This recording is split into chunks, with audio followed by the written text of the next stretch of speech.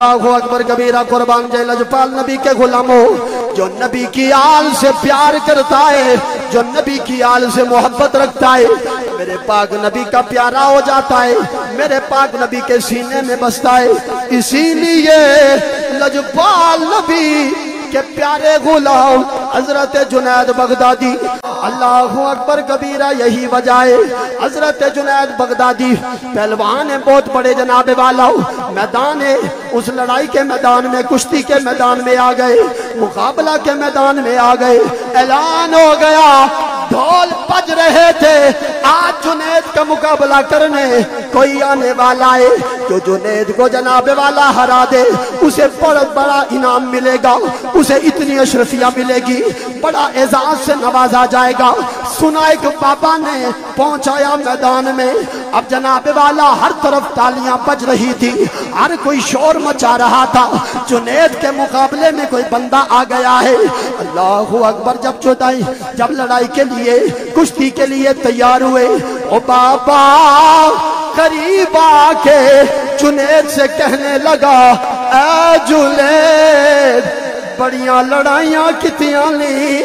بڑے مقابلے کتے لی، بڑے اعزاز تو نے حاصل کیے، بڑی جناب والا انعام تو نے جیتے ہیں، لیکن اے جنید آج ذرا سنبھل کے آنا، تیرے مقابلے میں کوئی اور پہلوان نہیں، نبی کا نواسا میرے مقابلے میں آگے سید زادہ ہے۔ اللہ اکبر کبیرہ، ابھی بات ختم نہیں ہوئی، سید زادہ کہنے لگا، جنید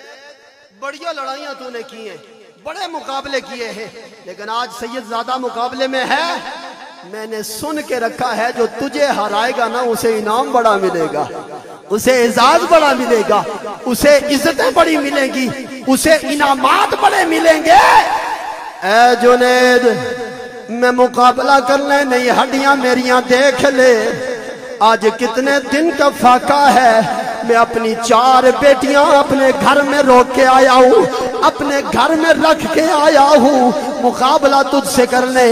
اے جنید آج جان بوجھ کے تو گر جا، قیامت کے دن جہاں اتنے گریں گے میں تجھے اٹھاؤں گا۔ حضرت جنید کی آنکھوں میں آنسو آ گئے، سرگوشی میں کہنے لگے، اے سیدہ آج گرنا تو درکنار، اگر حکم دے تے تیرے قدماں وچ جان قربان کر دیواں۔